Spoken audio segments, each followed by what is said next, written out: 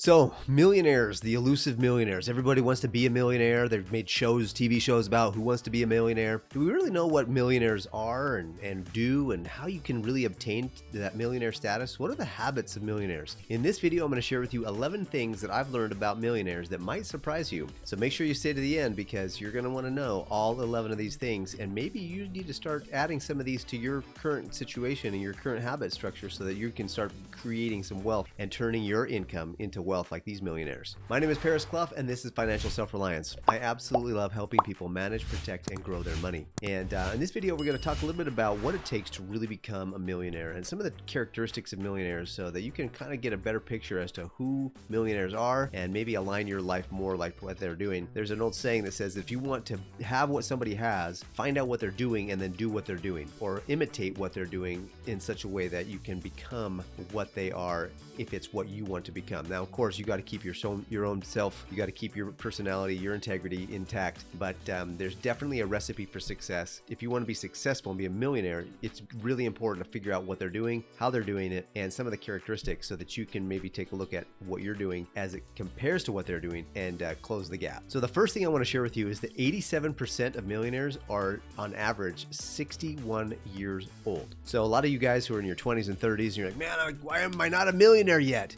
Well, you have a 13% chance to be a millionaire under 61, but an 87% chance to be a millionaire by the time you're 61. So if you're not quite there yet in your 40s and 50s, don't worry, don't fret. That's really actually good news for some of us that are not quite there yet on our millionaire status and are a little bit older, but we want to obtain that. So just keep at it, keep going, because the average person who's a millionaire is over 60 years old.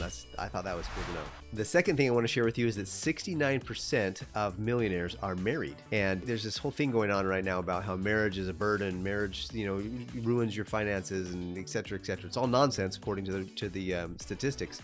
69% of millionaires are married. And what's interesting about that is that the third thing is, which kind of goes with the second thing, is that 80% of millionaires believe that their spouse played a critical role in their economic success. So not only are they married, but they are married realizing and recognizing that their spouse played a critical role in their success. So one of the best life hacks you can have is to marry the right person. Now, should you get married at all? I say yes, because the statistics in life show that people who are coupled and partnered and that are moving forward together are going to be far better off than trying to go it alone. So I'm just telling you right now that millionaires are married and they put a lot of stock in what their spouse has done to help them obtain that economic status. All right, the fourth thing is that millionaires do make a lot more money than most people. In fact, the average is that millionaires make about 4 times the average American. However, their net worth is 36 times the average American. So they are really experts at turning income into wealth. The fastest way for you to turn income into wealth is to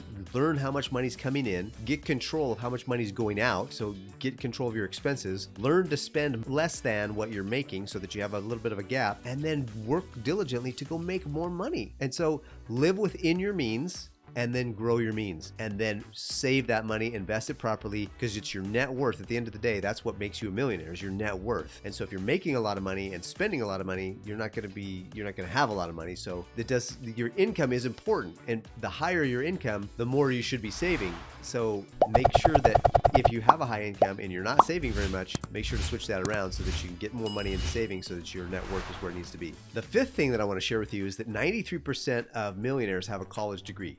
So a lot of people are like, well, is college even worth it? There's a lot of people that make a ton of money, don't even go to college.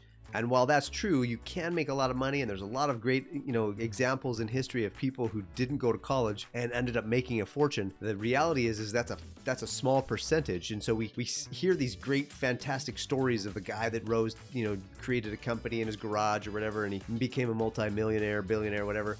But the reality is that more often than not, people who are really if you want to have a higher chance of becoming a millionaire, get a college degree, because you make more money if you have a college degree than if you don't. And making more money obviously means that you need to manage it more effectively so that you have more of that gap, that cash flow gap, so that you can save and invest and put that money aside to grow your net worth. So that was an interesting statistic. 93% have a college degree. So moral of the story is maybe college isn't such a bad idea. This one, number 6, kind of goes in the face of almost every person's idea of the rich and millionaires in general. A lot of people think that millionaires, they get there and inherit the money, or they have their rich uncle or the rich aunt or their mom or dad dies and they get a bunch of money. Well, 86% of millionaires are self-made. That means they're first generation millionaires. They didn't get it from somebody else. Mom and dad didn't give them the money. 86% of millionaires are self-made. So if you have an excuse that you weren't born in the right house, the right family, the right whatever,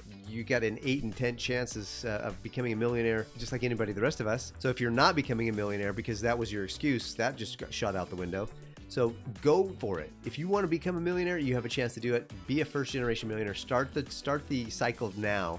Change your family tree today. Be the branch, be the seed, be the whatever you want to call it that changes your family tree from here forward, so that you guys can have a family that has a millionaire family. And maybe you can teach your kids. That's the thing, is that you want to teach your kids how to manage money properly, not just give them the money, so that they can create the millions for themselves. That's another tip that I didn't even think of until right now. So the 7th tip I want to share with you about millionaires, or the thing about millionaires that most people don't know, is that 70% of millionaires actually know how much they spend every year on food and clothing and their budgeting items. So they track their money. They know how much they spend, down to the dollar in many cases, or even cents. They know exactly how much they're doing. So some of you who don't track what you spend, you just kind of frivolously here or there, whatever, kind of do your own thing.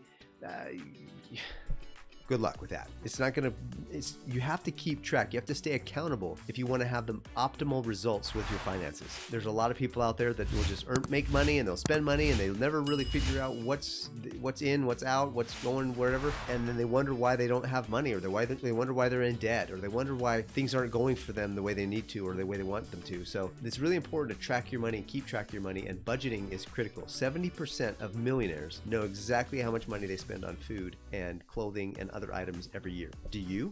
Do you know how much money you spend?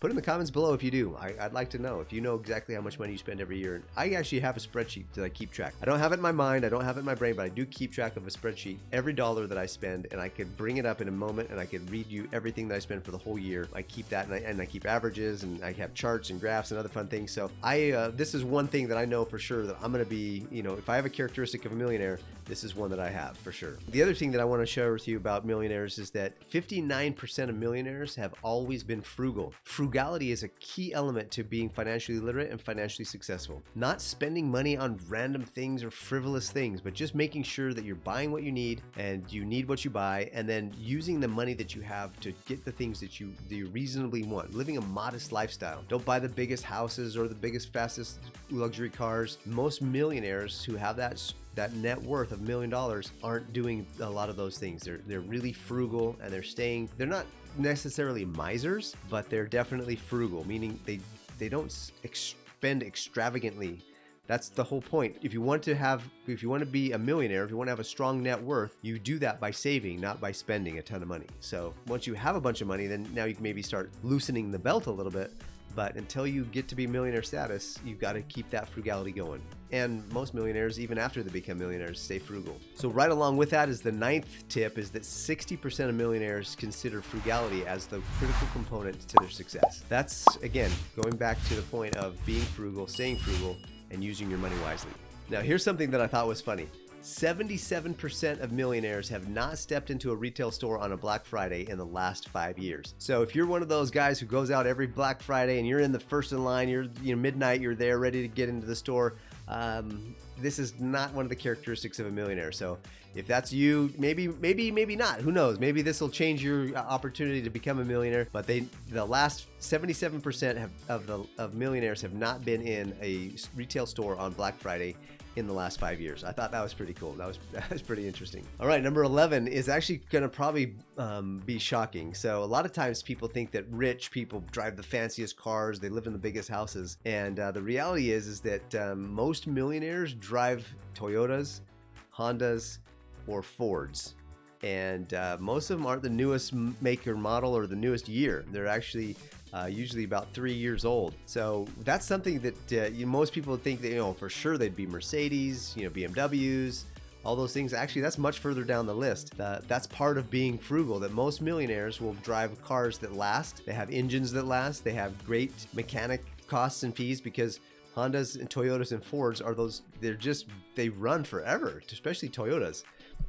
They just go on and on and on. In fact, when I found that out, I actually only buy Toyotas and Hondas now, and I'm looking to buy a truck, which probably will be a Ford. So I'm right there with the millionaires on the cars that I have and I own. So Toyotas, Hondas, and Fords are the main cars that millionaires buy. They don't all buy the Bugattis, they don't all buy the Mercedes, they don't all buy the Ferraris and the Porsches and all those other things. Although some of them have those cars, and there's nothing wrong with buying those cars.